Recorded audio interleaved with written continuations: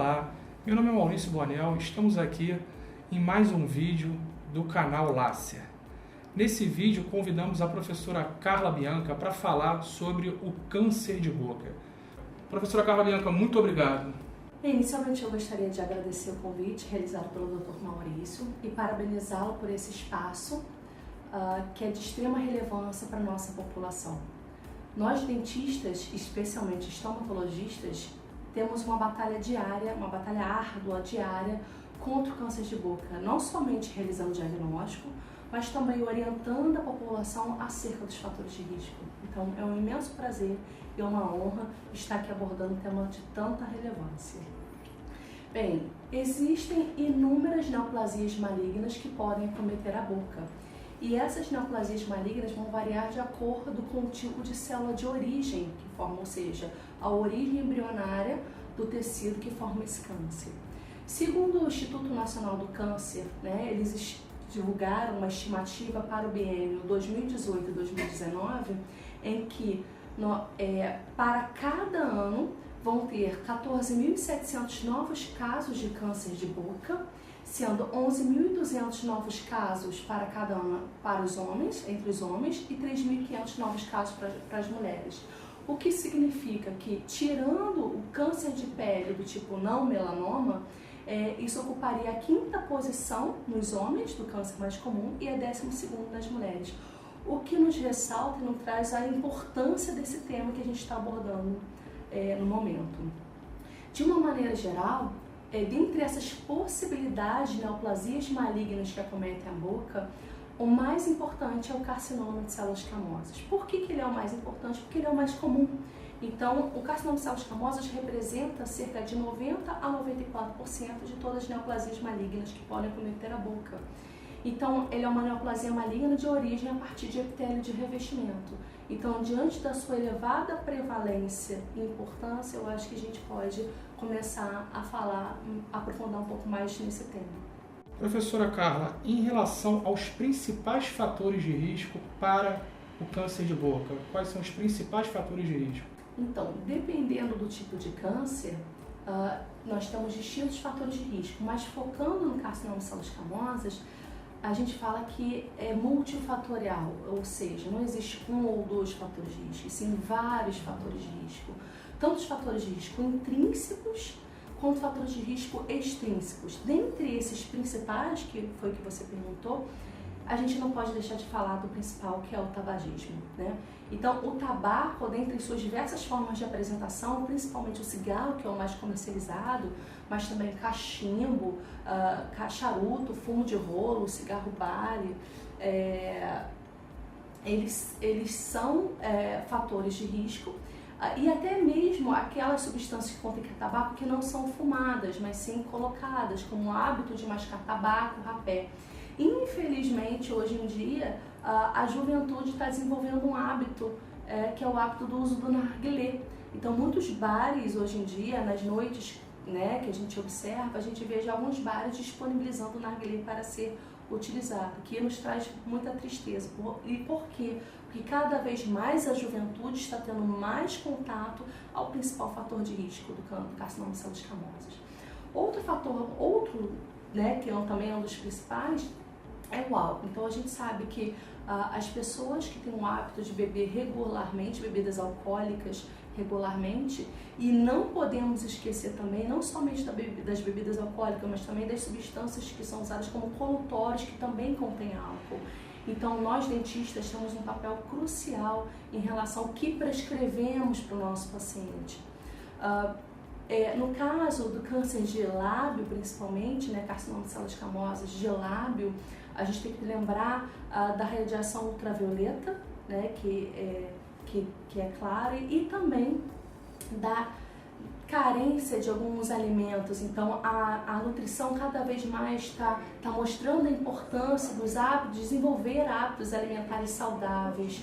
Então, uma dieta que é pobre em frutas e verduras, principalmente vegetais crucíferos, é uma dieta que pode ser um fator de risco. Além disso, carnes também processadas, uma dieta rica em carnes processadas, como alimentos enlatados, defumados, e aí vai, e frituras também, porque a gente sabe que alguns tipos de óleos vegetais, alguns óleos elevados a alta temperatura também são carcinogênicos. Então, esses são um dos principais, mas a gente tem milhares, muitos outros agentes etiológicos, como também o HPV, que está muito associado a câncer de orofaringe, imunossupressão e algumas deficiências vitamínicas, enfim, mas dentre esses principais, a gente não pode esquecer o tabagismo, o alcoolismo e essas dietas que são pobres em frutas, verduras, principalmente antioxidantes.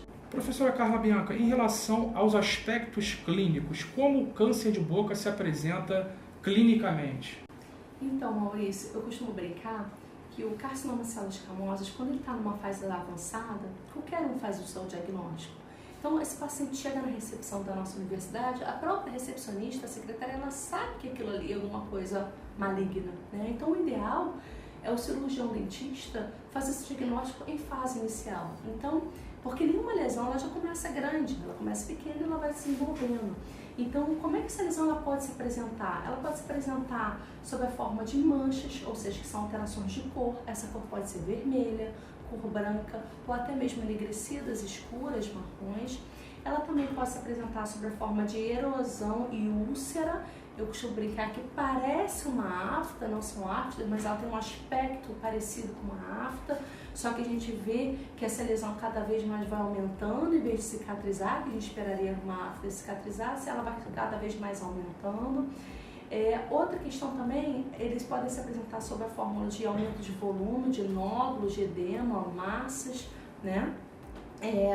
E o carcinoma de células escamosas, ele faz isso, conforme ele vai crescendo, ele pode se apresentar de uma forma endofítica, ou seja, crescer para dentro de uma maneira destrutiva, fazendo úlceras crateriformes, invasivas, ou ele pode crescer para fora, fazendo mais massas, crescimentos exofíticos. Então, a gente tem que prestar muita atenção em relação a esses sinais. A outra questão também em relação a alguns sintomas, que dependendo da localização e da extensão da lesão, o paciente pode relatar dor e dificuldade de fala, de deglutição, mastigação, então ele passa a não conseguir se alimentar direito. Ele pode relatar também dormência, dificuldade de movimentar a língua, algum sangramento, e muitos deles envolvem halitose, mau hálito, porque a lesão já está um pouco maior, vai fazer uma necrose, passa a ter mau hálito. Então, muitas das vezes o paciente pode relatar somente esses sintomas. Doutor, eu estou com dificuldade de falar, ou eu estou com uma dormência, ou eu não estou conseguindo me alimentar, parece que tem um bolo, um caroço, não estou conseguindo me alimentar. Então, a gente tem que estar atenta tanto aos sinais quanto aos sintomas relatados pelos pacientes. Professora Carla Bianca, levando em consideração os aspectos clínicos do câncer de boca, como o cirurgião dentista pode fazer esse diagnóstico? Então, Maurício, o diagnóstico é uma tarefa, por incrível que pareça, que a gente precisa ter um olhar um pouco mais cuidadoso, né? Então, para a gente fazer um diagnóstico, a gente precisa de tudo na vida, não só do câncer de boca, mas a gente precisa de um bom exame clínico, que é realizar uma boa anamnese, uma anamnese detalhada, e um exame físico com exatidão. Muitas das vezes, dependendo da localização, a gente precisa também complementar com alguns exames por imagem, como tomografia, radiografia ou ressonância, dependendo da localização do câncer. E a gente precisa da biópsia. Esse sim é o exame complementar que a gente precisa lançar a mão para poder fazer o diagnóstico, né? E lembrando que nós dentistas temos que fazer, no caso de uma lesão suspeita de malignidade, o tipo de biópsia é sempre incisional. Então, fechando essa tríade, né, um bom exame clínico, lançar a mão de alguns exames complementares por imagem, quando necessários, e a realização da biópsia, a gente consegue fazer o diagnóstico. Lembrando que esse material vai ser enviado para o patologista. E como é que eu acho importante ressaltar como é que ele deve ser enviado? Ser colocado num frasco de boca ampla, larga, contendo formol a 10%, possível tamponado, e enviar para um laboratório de patologia de confiança. E aí o patologista, através do exame microscópico, vai liberar então o resultado histopatológico da lesão. Quais são as principais complicações orais encontradas durante o tratamento oncológico para o câncer de boca? Então, Maurício, as complicações vão variar de acordo com o tratamento proposto, né? Vale ressaltar que para carcinoma de célula escamosa, o paciente pode ser submetido à cirurgia, à radioterapia, à quimioterapia, hoje mais atualmente a terapia ex-alfa ou uma associação de duas ou mais terapias. Então, dependendo da terapia realizada, ele pode ter algumas complicações. Dentre as mais comuns, a gente tem que ressaltar a xerostomia, que é algo que incomoda muito o paciente, que é a sensação de boca seca, e a hipossalivação, que é a redução do fluxo salivar, a mucosite, que é o desenvolvimento de erosões, entre outros aspectos, né, erosões e úlceras que acometem a boca, isso dificulta muito a alimentação do paciente, e muitas das vezes eles têm que parar a quimioterapia e a radioterapia por causa da mucosite. A questão também da cárie de radiação, né, no caso da radioterapia, e aí também da osteoradionecrose. O paciente pode apresentar trismo também e algumas infecções bacterianas, infecções fúngicas, principalmente candidíase, que é muito comum, e virais, que a principal são as lesões herpéticas. Então, de uma maneira geral, essas complicações reduzem muito a qualidade de vida do paciente, porque ele precisa da boca para se alimentar e isso faz com que ele tenha um déficit nutricional, ele começa a ter alguns problemas de alimentação. Então, mais do que importante a gente ressaltar a importância do cirurgião dentista em realizar o preparo, adequar essa boca, né, para minimizar essas complicações e dar mais qualidade de vida, porque eu acho que a nossa função é dar, além de outras, é dar qualidade de vida para os pacientes. Professora Carla, diante do que foi dito, o que o cirurgião dentista pode fazer em relação ao preparo do paciente para iniciar o tratamento oncológico? Então, Maurício, como você falou, o ideal é quando o médico vai traçar o plano de tratamento oncológico desse paciente, encaminhar para o dentista para ele fazer um preparo, porque realizando esse preparo ele vai minimizar as complicações. Não vou me adentrar aos protocolos de preparo de boca, porque hoje em dia os centros oncológicos, né, eles têm um serviço de odontologia preparado, especializado para esse preparo, e isso varia de centro para centro. Mas de uma maneira geral, o que a gente tem que fazer é o que a gente faz na população não oncológica, que é uma adequação do meio, né, remover focos de infecção. Então, tratar endodonticamente ou através de cirurgias, de exodontias, focos de infecção, dependendo da condição dentária que estiver, realizar uma terapia periodontal e lembrando, adequar, na verdade, restaurações. As próteses têm que ser muito bem adaptadas, muito bem polidas para evitar trauma, né, e acúmulo de biofilme. Então, esse paciente, ele vai ser um paciente que ele vai ter que ser monitorado durante o tratamento oncológico e antes, durante e após o tratamento oncológico. Então, lembrar também da responsabilidade do paciente em procurar o serviço odontológico, né? Não só antes, mas ele vai ter que ser um paciente que ele vai precisar ser vigiado com um olhar um pouco mais atencioso. E aí, Maurício, nós somos extremamente importantes, porque nós que vamos fazer essa função, né? De preparar a boca do paciente, de acompanhar. Então, a nossa função é restabelecer a saúde oral do paciente. Então, esse papel só nós fazemos. Então, nós somos fundamentais para a vida do paciente oncológico, porque se nós não tratarmos da boca desse paciente, ele não vai conseguir se alimentar, ele vai ter desnutrição, ele vai ter que parar a radioterapia, quimioterapia. Então, a gente tem que lembrar para a classe médica, para a classe odontológica e para a população oncológica que ele precisa, sim, da nossa atenção, do nosso cuidado, do nosso carinho.